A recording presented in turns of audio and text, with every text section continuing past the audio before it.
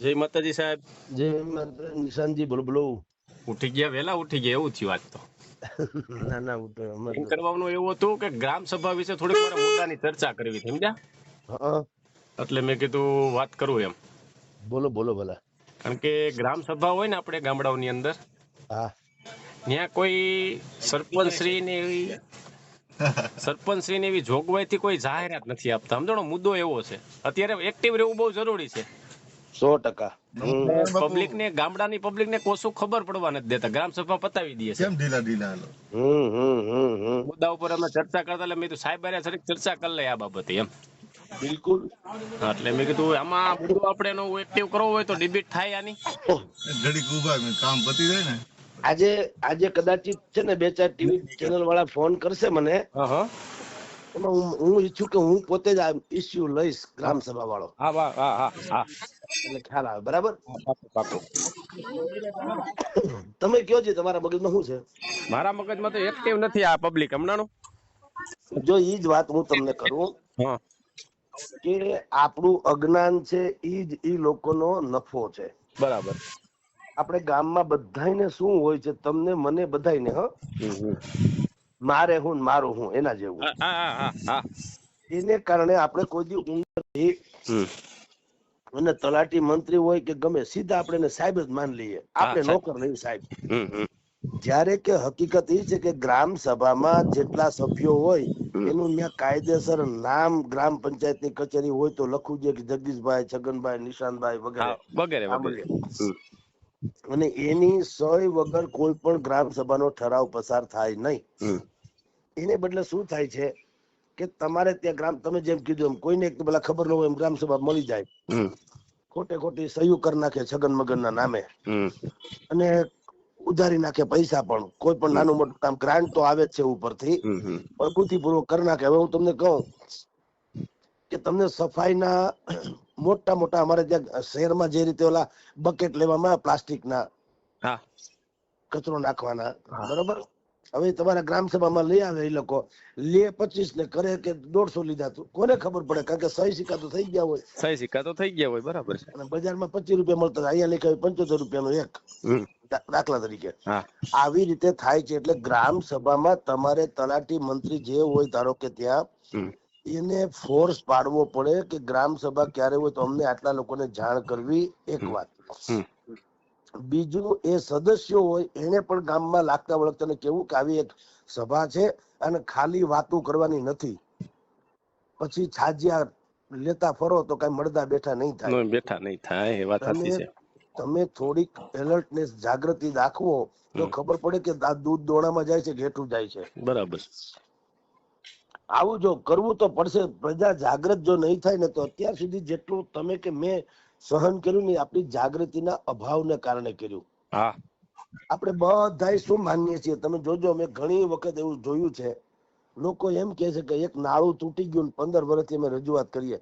મને એમ થાય ભલા મને દયા આવે, એટલે 15 વર્ષ તમે હેરાન થયા કે કલેક્ટર કે તલાટી મંત્રી થયો? આપણે હેરાન થયા. તો ભલા પેલા એક કામ કરવું જોઈએ. હવે નાળું ગમે એવડું આખું ગામ ભેગું થઈને પેલા એક નાળું બનાવી નાખે, 2-3 પથ્થર લઈ આવવાનું હોય ગામ ઘર દીઠ. સાંભળજો, પથ્થર ના આપીએ, કદી 5 રૂપિયા આપી દઈએ, પણ એક વખત નાળું ફિટ કરી પેલા તમે તો હારા થઈ જાવ, પછી હું કરવાનું કહું. એવું નથી બધું આપણે જ કરવાનું. તો બધા એમ કે ચાલવાના બધું નળે હવે અમારે બનાવવા, એમ નથી. જેમાં તમે ભયંકર હેરાન થાવ એ નાળા તમારે બનાવો, પછી ટોલ નાકાની જેમ 2 ખુરશી નાખીને બેસી જાવ. ભાજપ, કોંગ્રેસ કે આમ આદમી કોઈ પણ કે આવે ચૂંટણી લડવાની, કે પેલા અહીંયા 15 લાખ રૂપિયા જમા કરાવો પછી વાત. ગામમાં કરતા જ નહીં. બરાબર છે. જેમ ટોલ નાકામાંથી કેમ પસાર થવું હોય તો પૈસા ભરવા પડે. હવે આ પ્રકારની જાગૃતિ જો તમે કોઈ ગામમાં, કોઈ પણ તમારું નહીં, કોઈ પણ ગામના લોકો જાગૃતિ જો નહીં દાખવે સાહેબ, તો અત્યાર સુધી જેમ ધુપ્પલ હાલ્યું ગયું હાલ્યું જ જવાનું છે. બરાબર છે. મારો એક પ્રશ્ન હતો આવો કે ભાઈ હું આને માનું છું કે ભાઈ વધારે પડતો વિરોધ કરવા વાળો માણસ હોય ને વધારે સફળતાની સીડીએ હોય છે ગામડાની અંદર.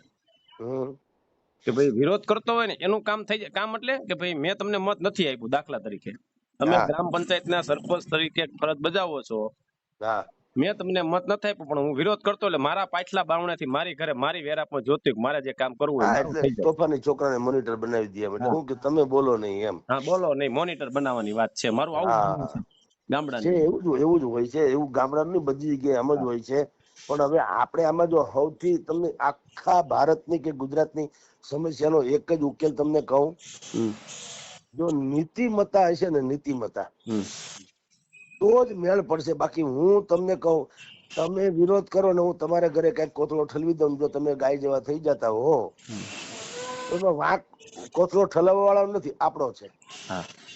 કારણ કે આપણે આપણું પેટ ભરાઈ ગયું એટલે બીજા ગોળ્યા જે થવું થાય. અત્યારે ભાજપ સરકારનો મુદ્દો હાલે છે ગામડાઓની અંદર હા કે ડસ્ટબિન આપે છે ઘરે ઘરે. હા હા, બસ હું એની જ વાત કરું. હા કે ભાઈ એ અત્યારે જોગવાઈ પ્રમાણે કોઈ પણ પ્રકારનો સિમ્બોલ નથી માર્યો, એટલે પેલા નંબરમાં તો સિમ્બોલ મારે તો ખબર પડે કે ભાઈ આ યોજનામાંથી માલ આવેલો છે. ડસ્ટબિન એટલે એક સામાન્ય બજારમાંથી ઉપાડીને ગમે ને આપી દીધી. હવે તમે હમણાં થોડીક વાર પહેલા કીધું 25 ની લઈને 75 પછી કરે તો 50 કરે, એ મુદ્દો મારો પરફેક્ટ અત્યારે ચાલે છે. હું આકું છું કુકાવ તાલુકામાં. મને આનું તમે ખાલી માહિતી આપો કે સિમ્બોલ આપો કે ભાઈ આ કયા યોજનામાંથી ફાળવેલી છે તમે. બરાબર. આનો કોઈ જવાબ હજી મને રજૂઆત મારી પાસે મેં ઘણી કરી પણ મળતો નથી, સમજ્યા? એટલે મેં ટીડીઓ સાથે વાત કરી, આજે મારે જવાનું છે ટીડીઓની સાથે મુલાકાત છે.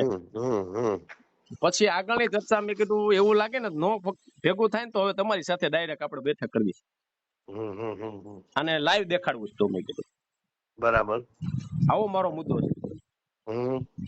હવે કુકાઓ તાલુકાનો પ્રશ્ન લઈને તમારી પાસે આવવો હતો ને આ લાઈવ આપણે ડિબેટ કરવી છે.